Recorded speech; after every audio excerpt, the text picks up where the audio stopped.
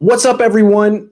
Here we are again, all 49ers. I'm Grant Cohn, Leo Luna with a little echo in the background, smiling, looking good, leaning in from the side because his aux cord isn't long enough, but he's gonna play it off, and he's got a really nice shirt on. To his right is Maverick Palak, who has a very nice backdrop of, I would say that's the Bay Bridge, but it could also be the Golden Gate Bridge, and above him is Jack Hammer. Who needs no introduction. I mean, that's Jack freaking Hammer, and I'm Grant Cohn. We're going to talk about 10 topics today. We're going to start with the running back rotation because everyone wants to talk about JaMycal Hasty. All you got to do is say JaMycal Hasty, and you get 100,000 views on your article.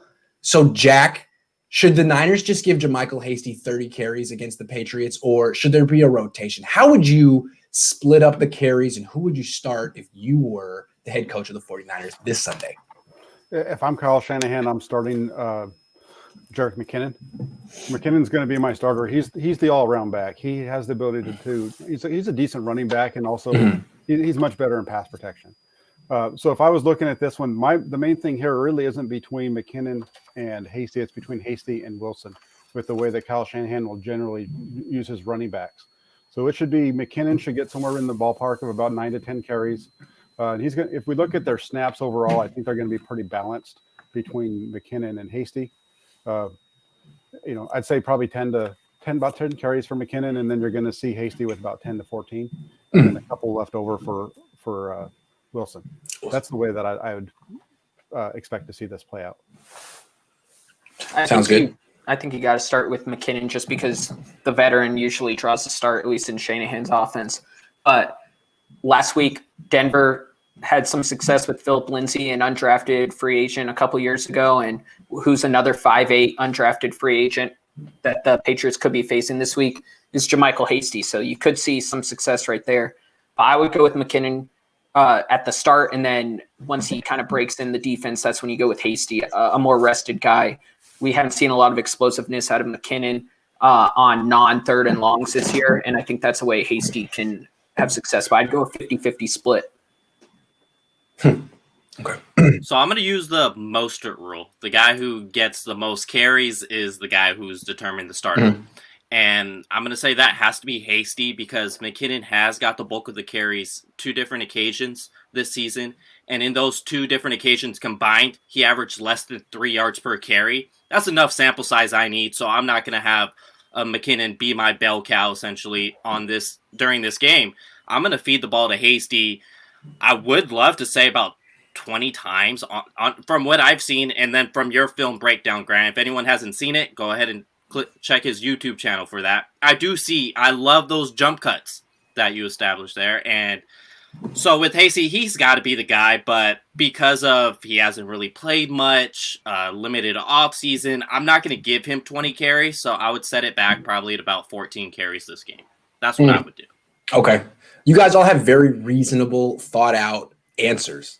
I'm going to say start Hasty. Forget it. I'm getting real hasty about it. I say start him. And I understand McKinnon's the vet. Hasty apparently had fumbling issues in college. He has a very small sample size. And do you really trust him in New England? Thing is, I think Hasty brings out the best in Kyle Shanahan. Maybe it's too small. It's too early to say that. But we've talked about this offense having an identity. And we saw it without Mostert for a couple of weeks with McKinnon in the starting lineup. And I felt like Shanahan got away from the identity real fast. What makes McKinnon useful is his ability, like from the shotgun in third down as a receiver. And when he's on the field in first down, I feel like Shanahan, maybe I'm wrong. I mean, maybe the numbers say I'm wrong, but it feels like he gets a little pass happy or he panics. He just gives up on the run game a little quicker than he would if he had Mostert or Breida. And I think that Hasty has a lot of that Breida in him where he can get the outside zone run. He can actually run between the tackles surprisingly well for a little guy, and he runs hard. So I think that Hasty gives Shanahan a better chance to stick to the script than if he goes to McKinnon and starts, I don't know. I'm just really trying to disagree with you guys here. I want to see Hasty. What you're saying makes sense because Shanahan has a tendency where if his running game isn't gaining 5-6 yards a pop, that's when he gets away from it. It's not that McKinnon's not doing well because in his starts he's averaged I think about 3.8 against the Jets and the Giants. Those were his big carry games. So I think that's what happens with Shanahan. He wants to see the big play. No doubt. Yep. And the one thing that I'll say too, is the one play that you showed today, Grant, on your breakdown where you got the toss to the right and the cutback. That's the same exact play that McKinnon broke against the Jets. It's the same exact formation, same exact play. Interesting. That was like 3rd and 27, right? Yeah, exactly. Yeah. He just needs to be given more opportunities on stuff like that, not necessarily running in between the tackles because he's not that guy. Yeah, interesting. I like McKinnon. I think he runs super hard. It's just I think that like on that run, he didn't get to 5th gear and he should have pulled away. I think Hasty probably could have taken that one to the house, but honestly, he'll take a 55-yard run. It's still pretty good. Yep. It's not bad. So what? In the 2 games that McKinnon started combined is actually 3.29 per carry. Yeah, I just feel like with McKinnon, he's just so perfect for a 3rd down role that I'd like to keep him in that. And I know it sounds crazy, like, do you want to start an undrafted rookie under him? Well, I know what McKinnon is, and I know he's so perfect and comfortable in that 3rd down role. I don't really like Shanahan's play calling tendencies when he has to start McKinnon, but I don't know what Shanahan's play calling tendencies would be if he started Hasty. It's interesting, but if I were Shanahan, I know it sounds easy to say, start Hasty, and then he fumbles in the 3rd carry. You're like, ooh, my bad. I should have been more conservative on that one. Sorry, guys. So I understand the argument against it, but it's not my team, so I'm going for it. Hopefully he doesn't leave the football on the ground like McKinnon did. Yeah. That was the weirdest play. That was the weirdest play of all time. It was pretty funny, though. Yeah. Anyway, let's move on. Who needs to have a big game against the Patriots defense? Who on the Niners offense needs to have a big game against the Patriots for the Niners to win this game? And I say this because the old truism about Bill Belichick that he's going to do everything in his possible to take away your 2 strengths on offense. And the Niners' 2 strengths on offense are their run game and George Kittle. So, I mean, Kittle's still going to play. They're still going to run the ball. But who else needs to step up for the Niners to win this game? It's got to be the undrafted rookie. We were just talking about him, and it's got to be Hasty because I don't expect McKinnon to go run the ball 4 yards per carry against this Patriots defense, and he's probably going to get the start. So then Shanahan's going to lean on Hasty at that point, and if Hasty doesn't get it going, Kyle Shanahan, that what Jack alludes to, he's going to just not run the ball anymore, and he's going to put the game in Jimmy's hands. And to try to beat Jimmy, to beat Bill Belichick, that's going to be really difficult. So I believe Hasty's got to have a big game against this defense. And when I say big game, I'm saying probably just give me 4.2 yards per carry. You don't have to do the whole Mostert's 5 yards, 6 yards average. Just give me 4.2, and I think that'll be good enough to get this offensive flowing against New England. I'll go with Trent Williams just because I think if he's healthy enough to go, I think that could be a little bit of an issue. But Chase Vinovich has 2.5 sacks and 6 QB hits. Shalik Calhoun has 2 sacks and I think 2 forced fumbles this year. We saw how good Garoppolo looked when he was not faced with pressure, and then we saw him miss that Kyle Juszczyk wide open play when he was faced with pressure. And I think that's going to be a big issue is the Patriots are going to get in Garoppolo's face, and if Trent Williams can give him 0.3 more seconds of time, that could be the difference of a Juszczyk 40-yard catch or an incompletion. That was a really good answer. I wasn't thinking about that at all. Good one, Maverick. Yep. What about you, Jack? That's good. I'm going to go with the one I think is probably the most one that everybody's probably thinking. That's Garoppolo. Garoppolo has got to play good this week. They're not going to get away with what they got away with last week when it comes to just the handoffs to Samuel and the little swing passes that he's going to have to be able to make throws down the field this week. He's going to have to be able to I'm not even saying downfield like deep throws. Just he's got to be able to complete some passes past the line of scrimmage. Yes. Yes. Last week he was I think about 58% on those. So if right now that's with him going against Belichick's going to really he's going to look at what they did against Miami. He's going to double Kittle, and he's going to just his corners and safeties are going to play a little deep, probably about 5 to 10 yards, and he's going to say, "Hey, get it past us." Yeah, we're going to let's see you be consistent and drive the ball down the field on us. Yeah. Okay, so you guys all had really good answers. I'm going to name like multiple people because there's so many people that need to step up. First of all, Mike McGlinchey. Dude, you need to have 2 good games in a row because you're going to get a whole lot of Chase Winovich. Once Trent Williams shows that he's healthy and he can be in the game, they're coming after McGlinchey. Second, Hronis Grasu. He's the weak link on the offense. He needs to be acceptable. And it seemed like what happened against the Dolphins is the Dolphins use lots of different fronts. One time it'll be a 6-1 front. One time it'll be a bear front with 5 guys on the line of scrimmage and both guards covered in the center. They vary it. And so what needs to happen is the center has to get to the line of scrimmage and assign blocking assignments. You take him, the Mike's this guy. And particularly in pass protection, they were getting it wrong, and there were a lot of free rushers, guys that weren't getting blocked. Trent Williams and Laken Tomlinson going to block the same guy and no one blocking a lot of that stuff. So Grassu is going to have to be on point with that stuff because Bill Belichick's going to really make it tough for him. That's 2 guys. And then, so those are 2 guys that have to play well, Grassu and McGlinchey. And then 2 guys, if a couple of guys who could step up and really help the Niners would be Kyle Juszczyk. I mean, it's not that he hasn't played well. It's just, to me, he doesn't get enough opportunities at all. He's like a 1 or 2 touch a game guy when he should be 4, 5, 6. I don't get that. And then also Ross Dwelley. I mean, he's catching 100% of his targets this year. He looked good against the Giants. He has no more opportunities. They're not going to have matchup advantages at wide receiver. I mean, Ayuk and Debo are going to have trouble against Stephon Gilmore and what's his face? JC Jackson? No, McCourty or JC, whoever it is. They have great corners on this team. And if the Niners try to force it to their young wide receivers, they're going to be in trouble. But the tight ends have matchup advantages. McKinnon has a matchup advantage in the pass game.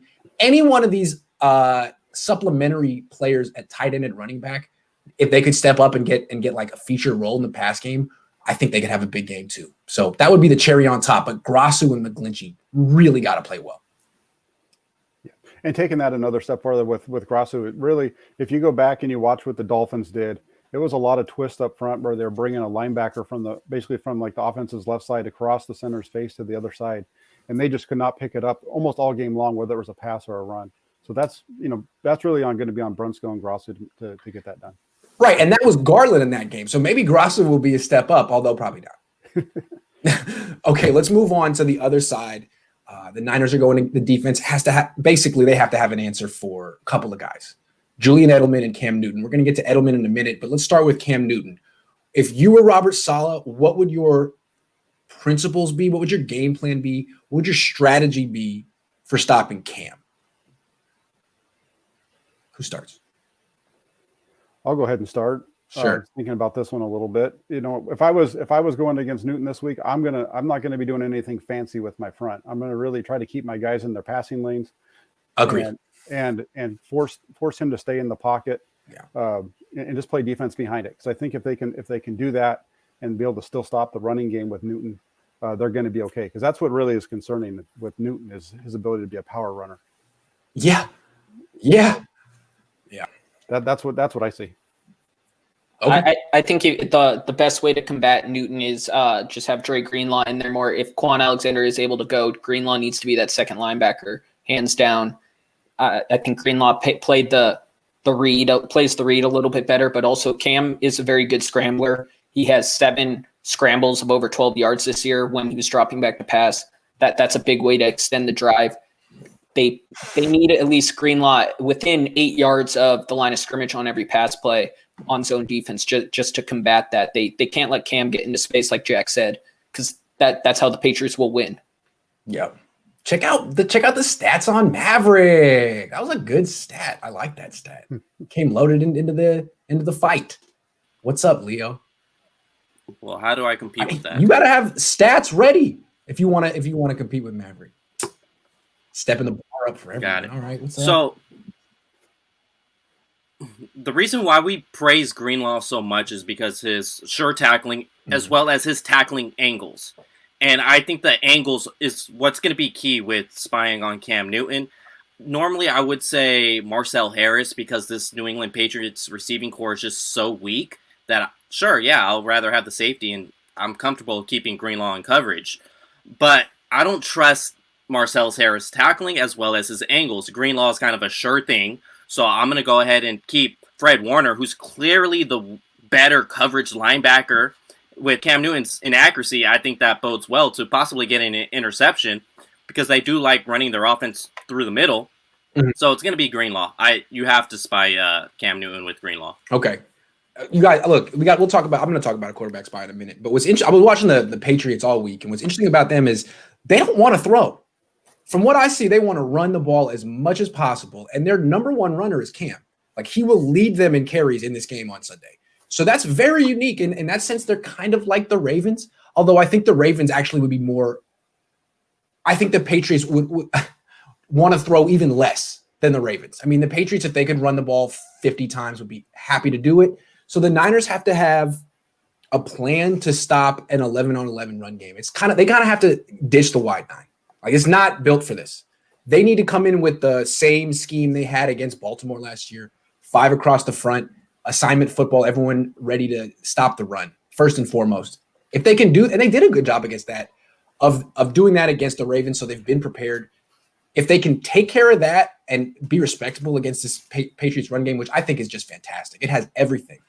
And force the Patriots to pass, then they just need to, which you talk about all the time, keep Cam in the pocket. They have to. And what I saw from Cam, he likes to throw, but he doesn't have that many weapons. He has Julian Edelman, and that's about it. So on this team, on third down, it almost like his first read is the tackles and the ends. If he sees either defensive end get past him, he's out. He's taking that B gap and he's going. So there's two things you could do. You could contain him and make him pass, and I think that works because he's so inaccurate that if you get him in a quarterback pocket passing contest with Jimmy Garoppolo, the Niners win. But also to switch it up, you can like give him the B gap and then have Fred Warner spying him and sort of like bait him into running out and then have Fred Warner go get him. Because to me, Fred Warner isn't fast enough to spy Kyler Murray or even Lamar Jackson, but he is fast enough to spy Cam Newton. I think he could kick Cam Newton's ass. So I want to see that. And I think I was just watching, like, if you watch Cam Newton drop back on third down, if Julian Edelman isn't there, he's bolting through the B gap. Give it to him and let Fred Warner hit him a few times, and we'll see how daring he is the rest of the game. That's the way I see it. But I'm not a coach. But I should be. Niners still owe me a nickel for all the good ideas I've given him. Hasn't gotten here. I don't understand that. Anyway, I mean, we can leave a tip right here. It's so easy. It's okay. It's all right. It's all right. Let's get to Edelman. What is the strategy against Edelman? How would you handle Edelman knowing damn well he's getting the ball on third and whatever? You're just going to have to trust your zone coverage, and I think it works well against a quarterback like Cam Newton. Spoken like Jamar Taylor's best friend. Just kidding. Keep going. You already know. So it's the zone coverage because Cam Newton, he could read the zones. That's understood. But is he accurate in the zones? He's not. And that's why you see such a big drop-off in this Patriots offense between Tom Brady and Cam Newton's because Tom Brady's insanely inaccurate in between the windows. Wait. Did you just call him Cam Newton's? Maybe. I love that. Oh, you didn't even do it on purpose. Keep going. No, it just slipped. I see too many of your tweets that it came out. Keep going. Rather than Cam Newton's, he's going to be a little late. So trust your zone because if he is late, well, now you have either your nickel corner or your middle linebacker picking that off or at least deflecting that pass away. The last thing you want to do, yes, he looks like a 40-year-old man out there, but you still do not want to guard Edelman's one-on-one in man coverage. Don't do it. That gets me every time. Maverick. Well, Edelman is having he has 60.4 yards per game, which is his lowest since 2012. He has 55.6% catch rate. That's not great. Nope. If you take out the Seattle game, I think his high on the season is like 45 yards, 50 yards. That's not that good, but he also has been hurt, and Jamar Taylor does pose a great matchup for Julian Edelman. I would expect them to try and give him the ball, but I think James White is a much more important person to stop in this game that might age poorly if Edelman goes off against Taylor. But I think James White is the guy they got to stop first. Hey, real quick, Maverick, with all your stats, because you're bringing the A game and I want to match you. Real quick, Edelman is having a down year, but 17 first downs on 20 catches. So he's still. How many of those were against Seattle, though? I don't know. Dang, I was so proud I had a stat, and then you just, okay, you're right. All right, okay, you're right. No, I just think the Seattle defense is very susceptible to big gains, at least this year. They're not the Seattle defense everyone's used to. So Edelman is definitely a first down weapon, and that's someone they got to stop. But I think first and second down, is obviously where any team has to win first down, and I think that's where James White comes into play. I feel that. But whoever Seattle's nickelback is better than Lamar Taylor. I don't even know who it is. Jack, what's the strategy here, Jack? What are we doing? Whoa. Settle down there. Lamar, he was on the couch. I think they're going to have to double him. I think they're going to have to bracket him between Taylor and either the linebacker or safety to keep him in check. They might start the game off without doing that just to kind of see how it goes. But then we'll see a move to that if he's burning them. Yeah, I mean, there has to be. If I were Robert Saleh, I would come in here with like 4 different things I would try. You got to have some type of double coverage thing that you do on third down because the ball's not going anywhere else. It's going to be a scramble or a pass to Edelman. And then if you don't want to do that every time, if you want to be free to have some blitzes and use your personnel other ways, I just would never, ever, ever, ever use Jamar Taylor one-on-one, man-to-man against Julian Edelman. I'm sorry. Maybe he can do it. Maybe he'd get away with it. I wouldn't mess with it. I wouldn't even put Jamar Taylor in that situation.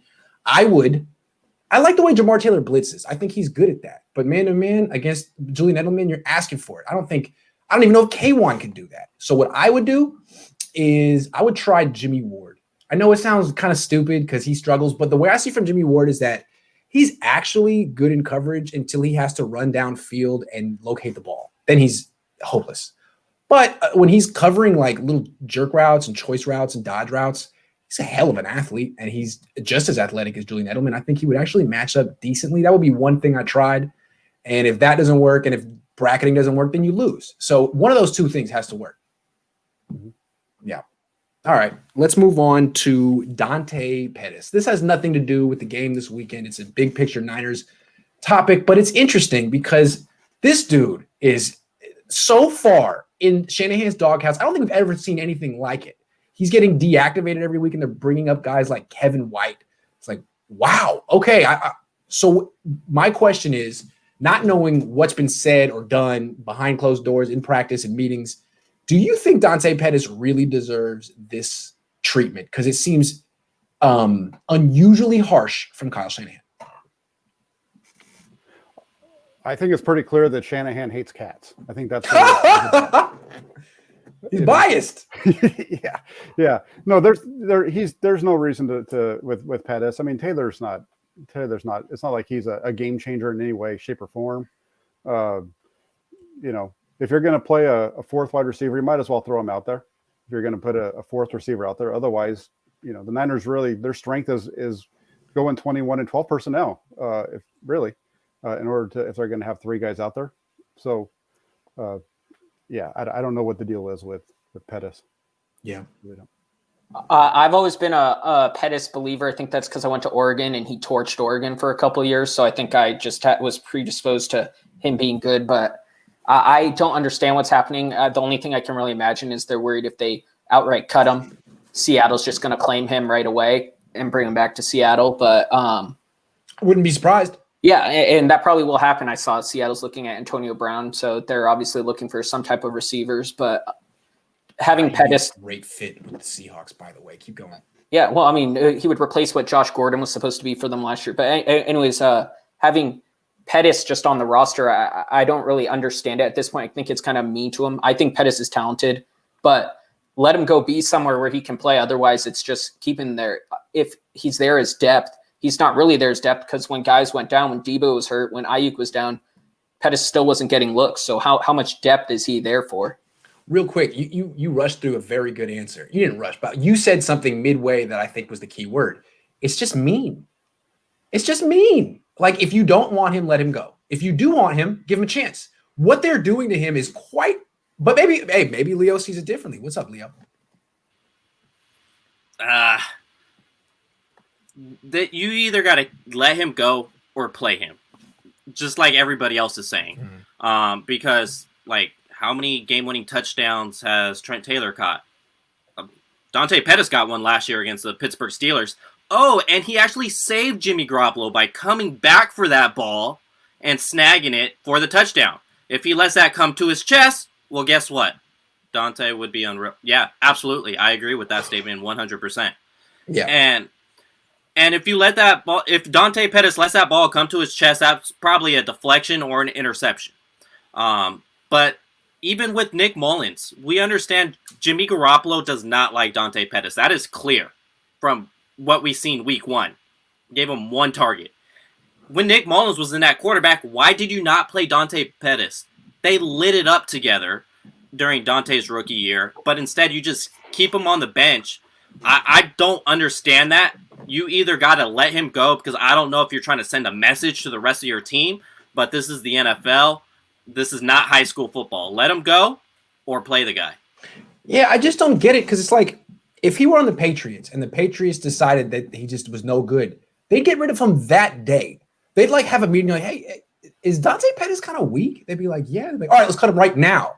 The Niners are like 2 years in, like, well, we don't know really what we should do about him. And I agree that if they were to cut him and he were to like sign with the Seahawks, he'd be a terrific fit on that team. It just seems like you look at how Shanahan has had this patience for, like let's go through it. CJ Beathard, unconditional patience.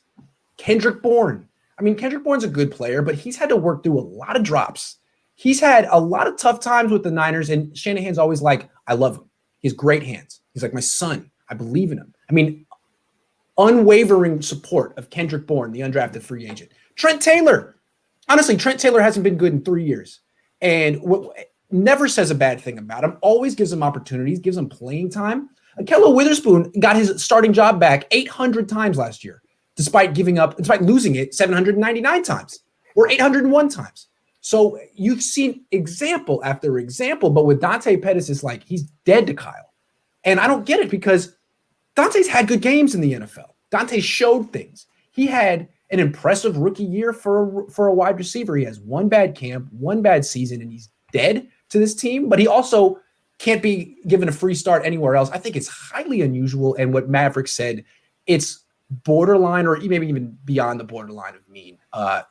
And I almost feel guilty, because Shanahan basically gives open season to make fun of Dante. He's not backing Dante up, and it's basically understood. Hey, you can say whatever you want. And I've been taking that cue for a long time and just eviscerating him when, you know what, maybe he doesn't deserve it. He's a young wide receiver. Give him a chance somewhere else. Dante, I promise I'm not going to make fun of you and your denim jacket anymore. I promise. Okay.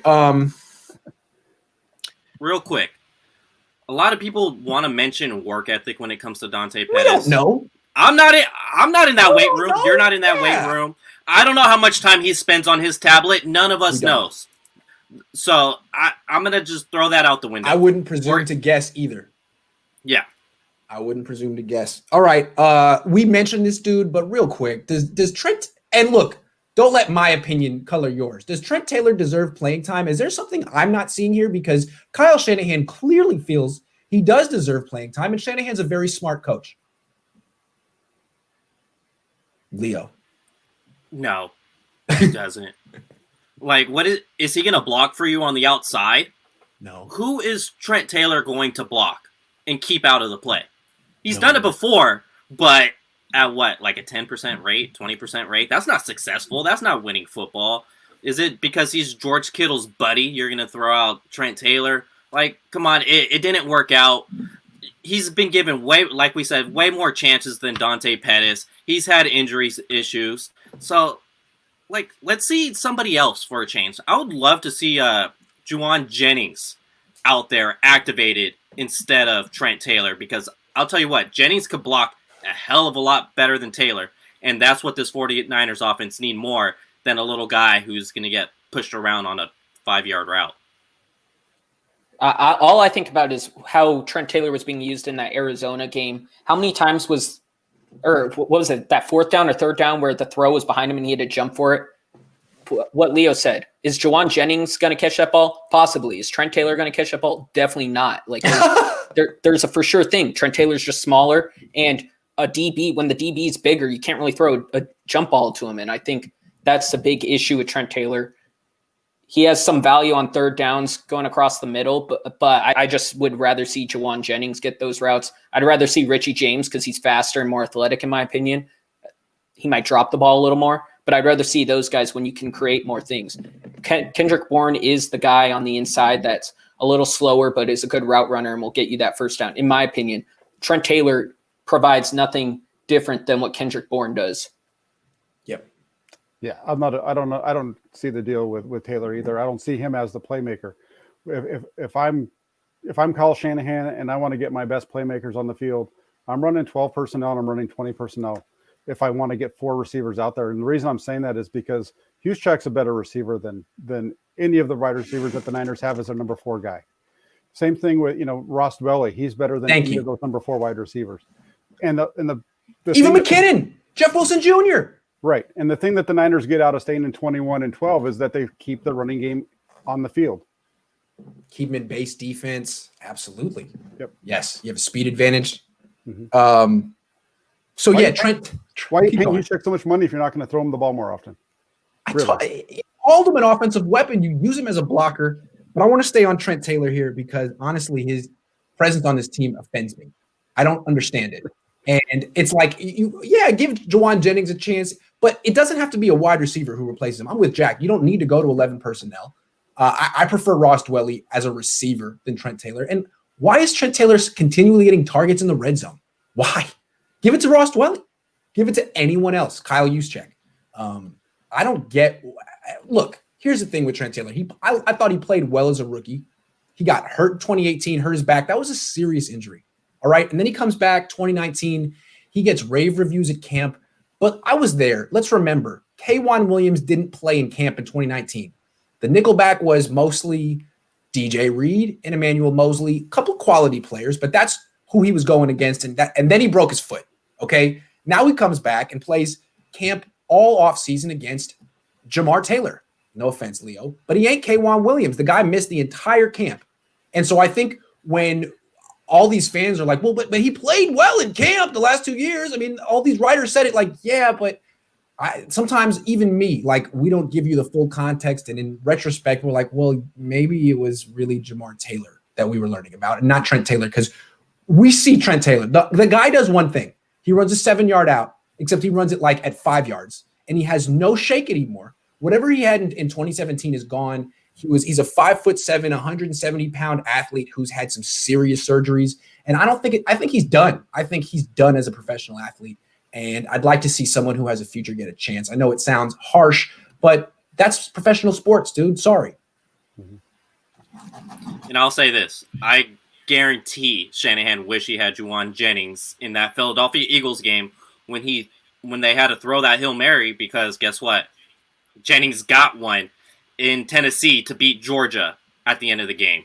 Yeah, that's true. And Trent Taylor's not getting that. Trent Taylor wasn't even on the field for that. That's true. It was not 4 years ago. What is he like? Yeah, we're not trying to be Trent Taylor haters. No, we're just I am. Being honest. I am a Trent Taylor hater. Trent, okay, you suck. You're a Trent Taylor hater. I'm sorry.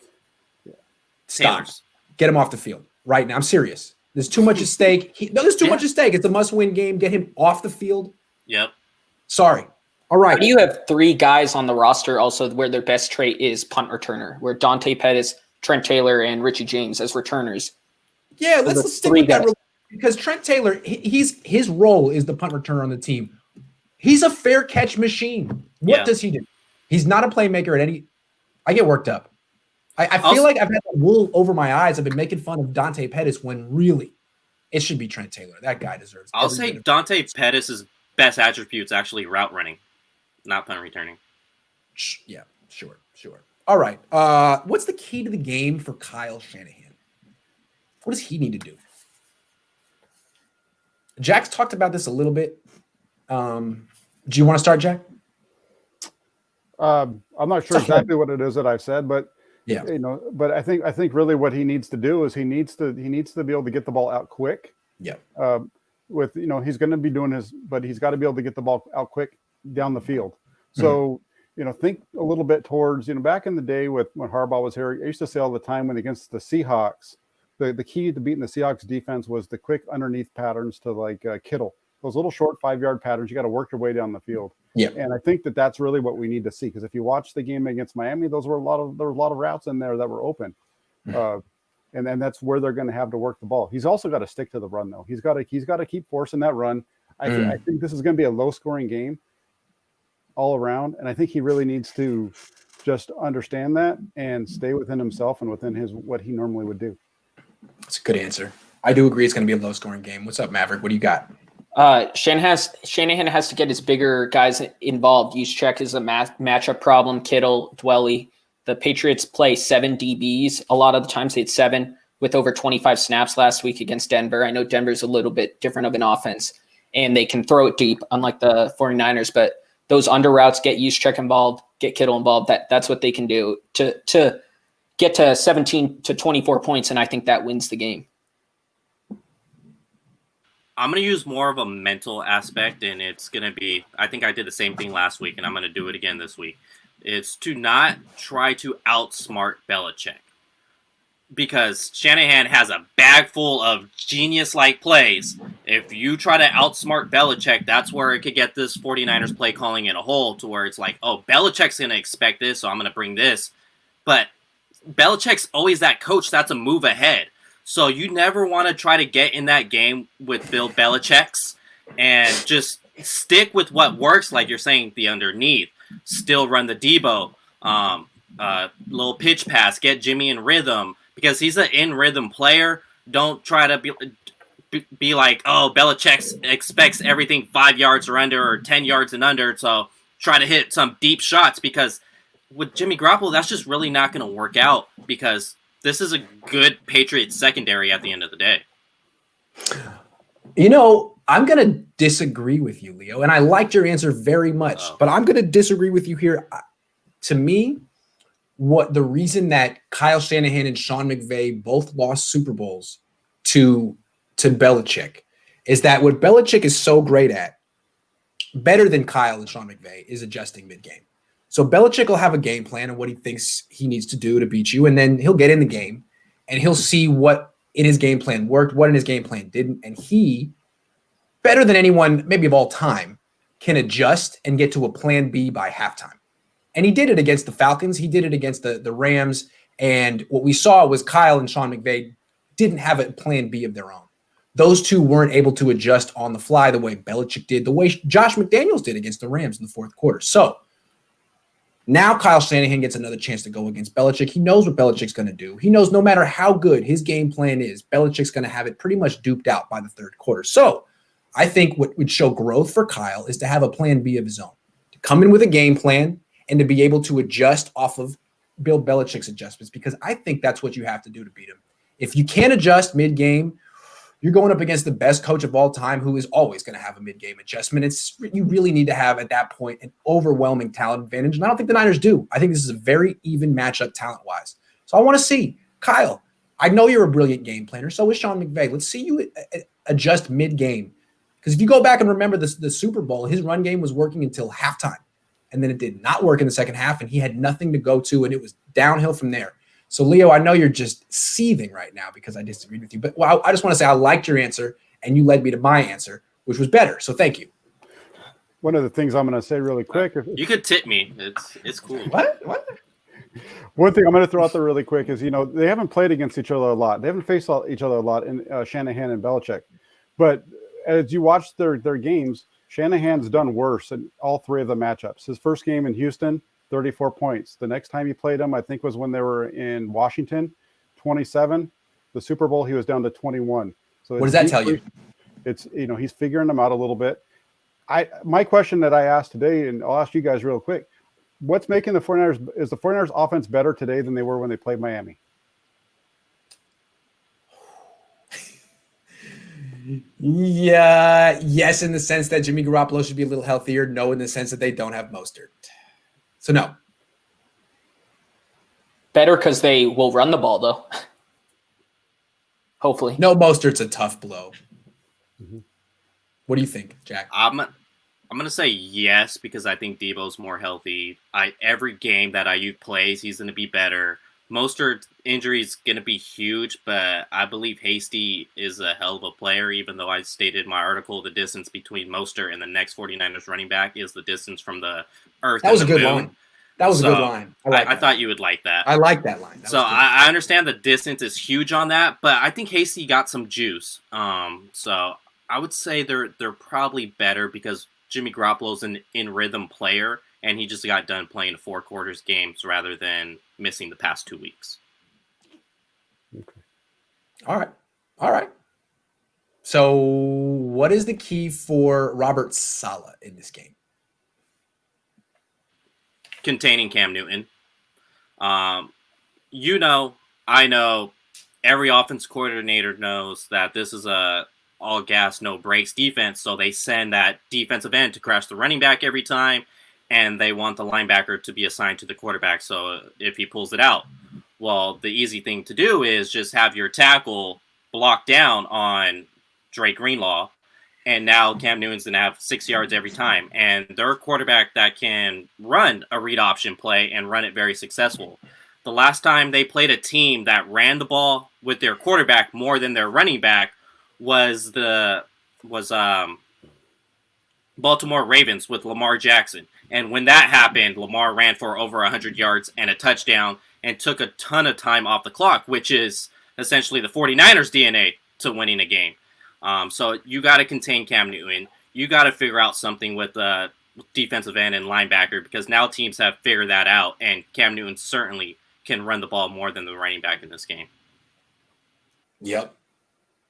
Another key I touched on a little bit earlier is James White, just the swing passes and the screen passes. He's second on the team in receptions. He's fourth in receiving yards. He's played 2 less games. He's a big part of their offense. He has 157 yards after the catch, and I think only 133 receiving yards overall. So he gets the ball behind the line of scrimmage a lot. There's blockers in front of him.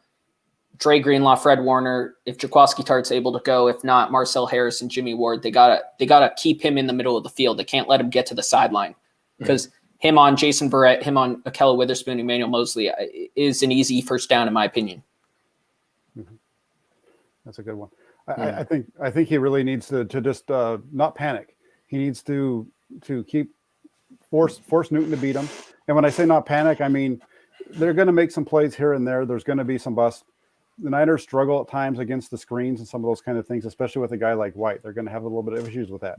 But make them drive the ball down the field on you. Don't let them get anything quick.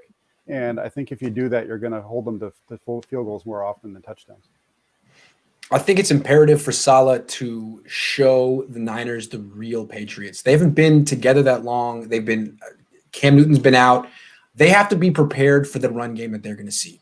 It wasn't the same run game with Brian Hoyer at quarterback, and I think the Patriots are going to want to run the ball even more than the Niners in this game, and they may be able to because the Niners don't have Mostert.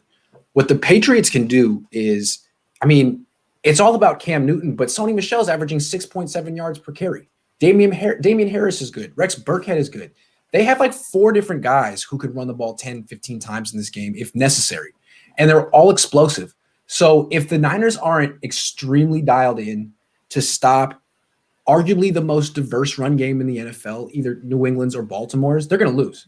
They have to have an entire defense built to stop this. And I'm encouraged that they will, because they had it when they went against Baltimore. If you remember that game, they did not do the wide 9. They had 5 guys on the line. It was a whole different thing. They need to dust that out and play that defense against this team, or else they're just going to give up 200 yards on the ground, and the Patriots are going to own time of possession. The Niners are going to lose.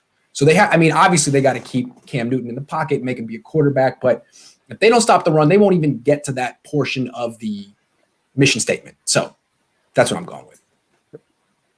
What's the key to the game for Jimmy Garoppolo? Jack. He's got to get the ball out. Garoppolo struggles if he doesn't get the ball out when he hits his last step. You see it. Right. There was a tweet that came out today that from PFF followed another one that I had sent out, where it shows that he's one of the worst quarterbacks in the league if he holds onto the ball past 2.5 seconds. His rating drops down to, I think, 53. So if he's not able to get the ball out quick, it's going to be a long day for the 49ers. Good answer, Jack.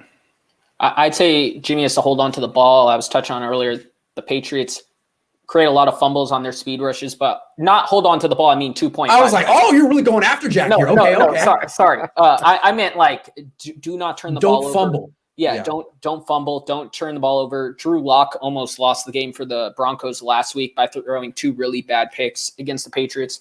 They will create turnovers. They have a lot of good defensive backs. I think short passes close to the line of scrimmage is what they're going to do with Garoppolo. And I think as long as he doesn't have any Kittle overthrows, I think he should be fine for what the game plan is going to be. Don't panic. That's what it comes to Jimmy Garoppolo, because what I noticed, especially in that Miami game, which they're going to play similar defense, he looks at his target, which say George Kittle.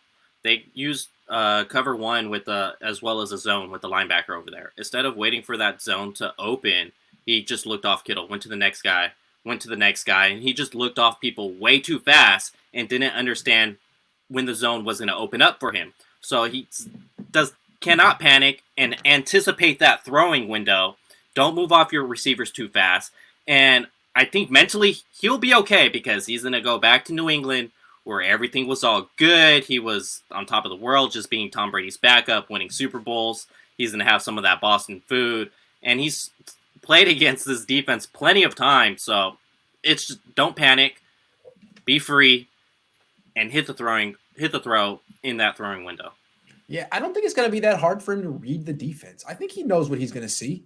He's going to see press man coverage with double coverage on George Kittle, which is going to be it's disrespect. I mean, they say they like Jimmy Garoppolo, but that's the book on Jimmy Garoppolo. Get in his wide receivers' faces, make him hold the ball, make him get to his second read, and you win. So with Jimmy Garoppolo, I mean, it's not like he's going to have to decipher, is it quarters, is it cover two? I think he's going to see a lot of man coverage, and what he needs to do is, before the snap, find the matchup that works. And I don't think it's going to – we've talked about this. I don't think it's going to be his wide receivers. I mean, it might be Kendrick Bourne, although it might not be. Who's the number 3 corner on the Patriots? J.C. Jackson? He's good. I think Jones goes in the slot a little more. Okay. But they still have 3 good corners. So he needs to be able to accurately spot his matchups pre-snap. And if it's Bourne, great. If it's Ayuk, great. It's not going to be Ayuk. It's not going to be Debo. It's going to be Juszczyk. It's going to be Trent Taylor. Kidding. It's going to be Dwelly. It's going to be McKinnon. It's going to be Wilson. He needs to spread the ball around and get the ball to people who have actual matchup advantages, because not many people on this offense do in this game. So he needs to be really judicious pre-snap and not like lean on his security blankets. Like, I'm going to Kittle. No, can't do that. You can go to Kittle a few times, but if you force it to him, you're going to lose. Right. And I guess what I was saying on when he was playing his best football, he was throwing guys open last year. Say when they had Emmanuel Sanders against the Arizona. The main thing is once Emmanuel Sanders broke off that route to the outside, the ball was already in his lap. So he was throwing guys open. And then when he wasn't on, he wasn't throwing guys open. He was looking off them, as similar to George Kittle in the Super Bowl. He was wide open if he just understands, hey, Kittle's got one-on-one here. I throw the ball here. That's a first down all game. But he didn't do that. He just looked him off real quick, went to the next guy. I guess that's what I'm alluding to here. And that's where you saw a bad Jimmy this year, is when Garoppolo was just looking off Kittle way too fast. It's going to be tough for him. He's going to see what he saw against Miami. Let's see if he's improved from it. He seems like the kind of guy who does improve from bad experiences. Finally, pick a winner in this game. Leo, you start. Yeah, I'm gonna say the 49ers. What is this, like 25 weeks in a row? I'm going with this one. But okay. I think the main thing is just the mentality of Jimmy Garoppolo going back to Boston. He's going to be fresh mentally, coming off a win in a division opponent. And he knows Belichick's defense pretty well from seeing them in the practice for so many years. And this team, like, who's not going to be motivated to go out and want Jimmy Garoppolo to beat Bill Belichick?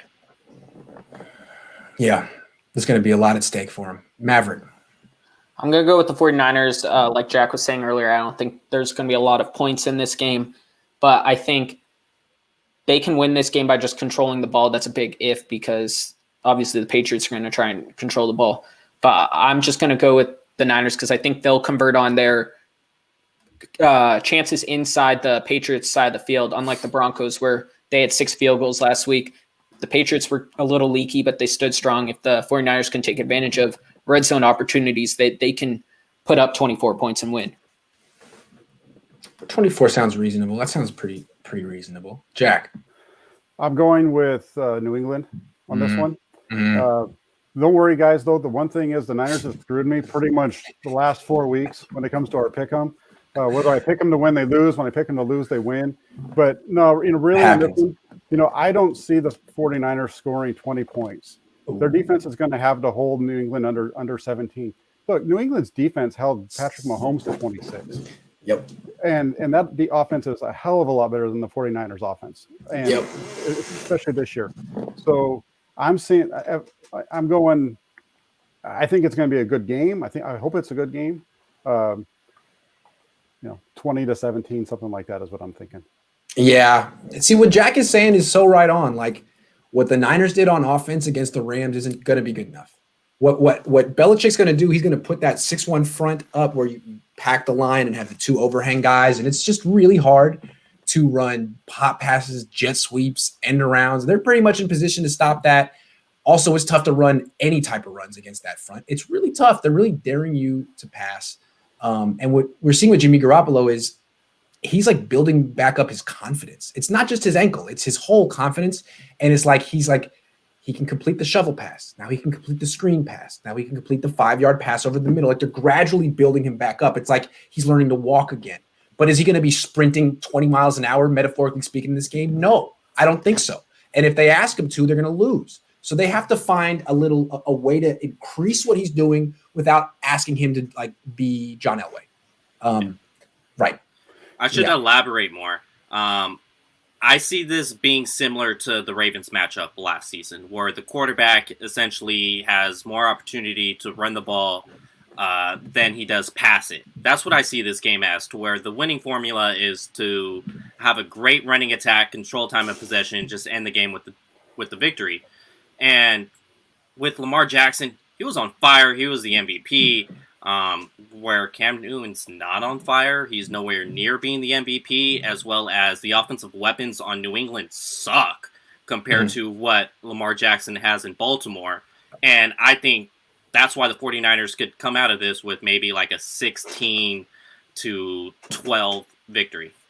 Good point. And to Jack's point, you said 2017. Wasn't there the Niners lost to the Ravens last year, 2017? Yeah, it was. They lost 2017, and the final play was so. Hey, that's a good. I would actually go 20-17 Niners, but I don't feel particularly confident about it, and I do think that this is a very tough matchup for them. And I'm with Jack. I think that the Niners defense, if the Niners are going to win this game, they're going to win it because of their defense.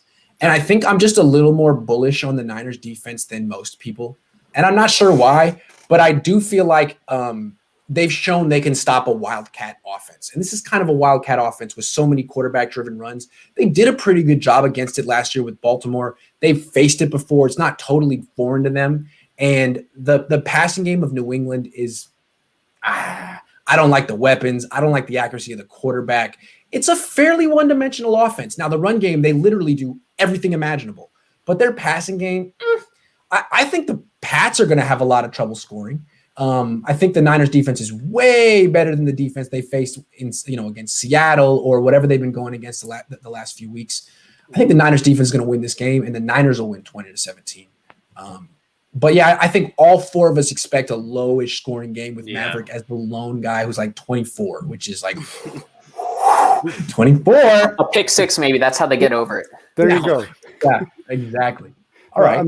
This one for me, real quick, just one other thing too. And I should have looked this up before we talked, but I really don't like the fact that we're going up against Belichick. I've watched the 49ers a lot longer than everybody else just because I'm the oldest dude around.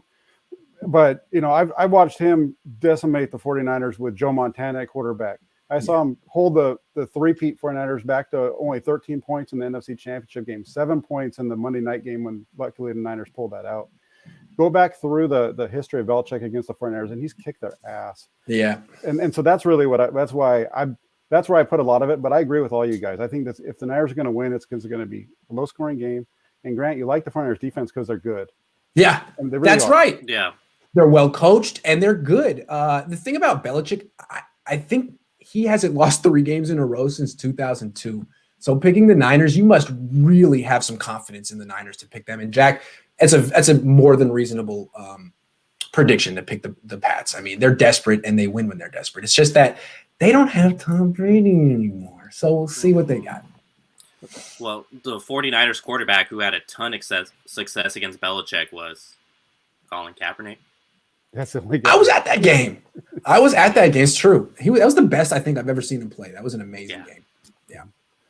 All right, guys.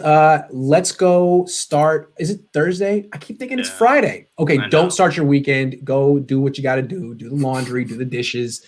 Don't just get drunk. We'll do that tomorrow. All right, guys? The best ever Thursday night football matchup tonight. Who's playing? Eagles, Giants. Oh, it's the classic matchup. Two juggernauts that are going to meet deep in the playoffs this year. We got to watch it. It's the old classic matchup. All right, guys. We'll see you guys on Twitter as we're all watching some classic NFL football. Take care.